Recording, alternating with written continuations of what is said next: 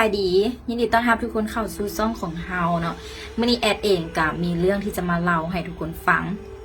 เป็นเรื่องของคนหนึ่งเนาะที่มีชื่อว่าจันแต่ว่าแอดก่อนที่จะไปฟังเนาะแอดขอบอกกันเลยว่าเรื่องนี้จะเกี่ยวกับเรื่องไสยศาสตร์มนต์ดำที่ว่าเกิดขึ้นอยู่ภาคใต้ของลาวเฮาเรื่องนี้เกิดขึ้นกับจันเนาะจันนี้ก็เป็นพนักงานอยู่บริษัทหนึ่งก็เป็นบริษัทที่ว่าก็ใหญ่อยู่ได้และมีมื้อนึงเนาะที่ว่าทางหัวหน้าของจันค่ะก็ได้ส่งจันแล้วก็ทีมงานประมาณ3 คน 4 คนไปประจำอยู่ภาคใต้เนาะเป็นเวลา3 เดือนแล้วตอนนั้นจันเราก็ไม่ได้คิดอีกอย่างนะก็โอเคคันว่าได้ไปต่างแขวงก็เงินเดือนกันอาจจะดีเขาหมายว่าได้มีทั้งเงินนอกแล้วก็เงินหลายๆอย่างที่ว่าดีกว่าอยู่ที่ยูนี่ค่ะนะพอ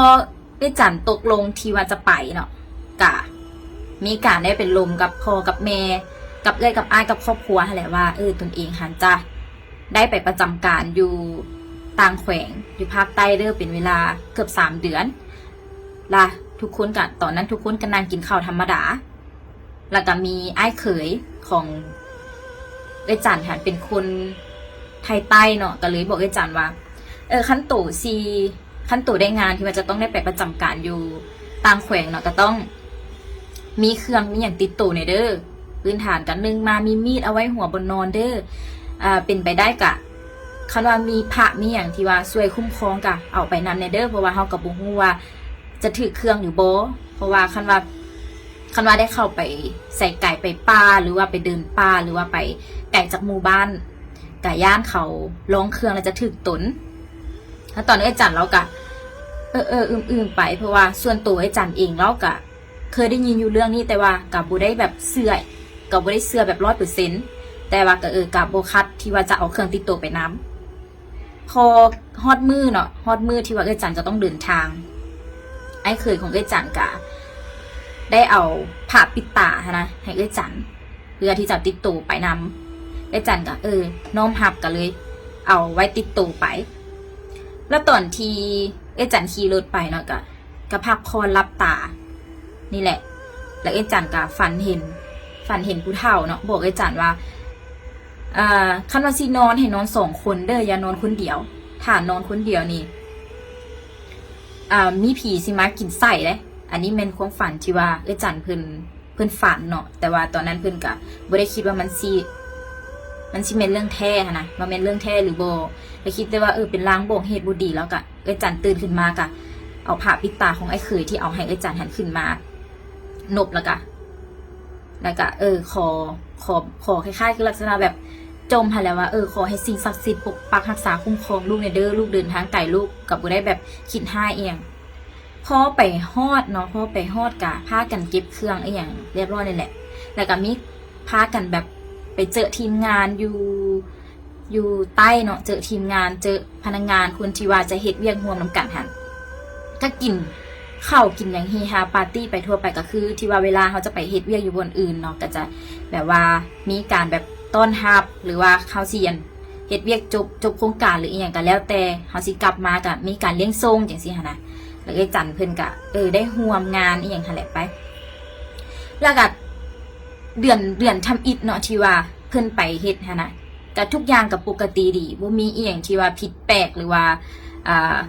อีหยังน่าสงสัยแต่ว่ามีแนวผิดแปลกก็แม่นน่าจะแม่นเริ่มเดือนที่2ที่ว่า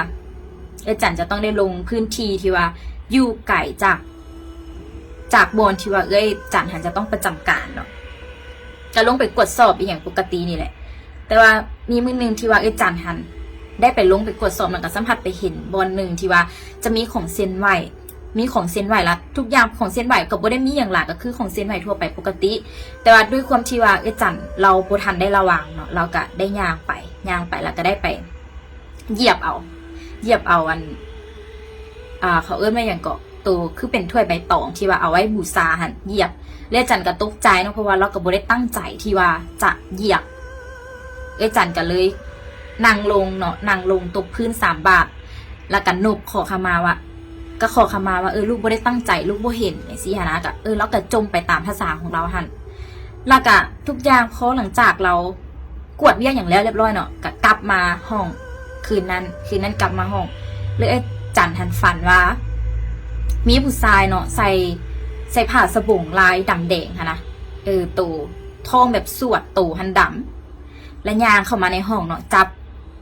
หัวคนตายค่ะนะหัวคนค่ะนะยางเข้ามาหาไอ้จันแล้วก็ทิ่มใส่บนไอ้จันทิ่มใส่บนไอ้จันแล้วก็ยืนอยู่ปลายเตียงไอ้จันแล้วก็หัว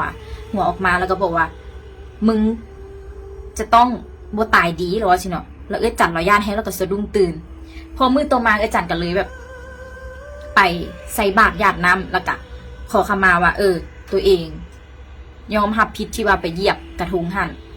เพราะหลังจากทุกอย่างแล้วเรียบร้อยเนาะไอ้จันก็ไปเฮ็ดเวียกปกติแต่ว่าที่บ่ปกติก็คือไอ้จันแบบจะฝันแบบนั้นหันทุกคืนเลยไอ้จันเราจะฝันแบบนั้นฝันว่าผู้ชายคนนั้นจะจับหัวคนหันยางเข้ามาทิ่มให้เราทุกมือจนแบบไอ้จันหันนอนบ่หลับกินข้าวบ่แซ่บแล้วก็รู้สึกแบบเวลาตื่นขึ้นมาจะรู้สึกแบบปวดตัวแล้วก็ห่างกายแบบซ้ำไปหมดเลย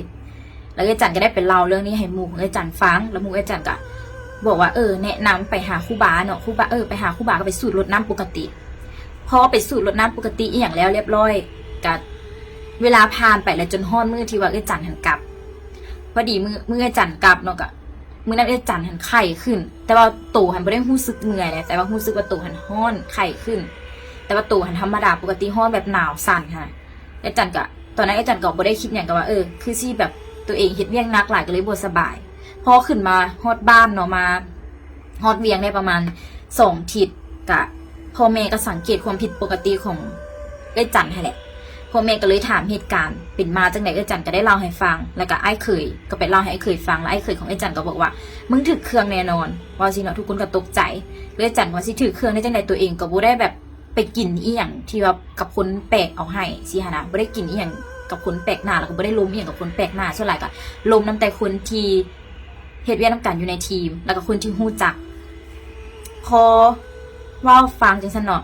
ละไอ้เคยว่าจังไหนก็ต้องได้ไปเบิ่งละไอ้เคยก็บอกว่าเดี๋ยวจะอาสาพาไปหาอาจารย์ถึงอาจารย์หนึ่งเนาะ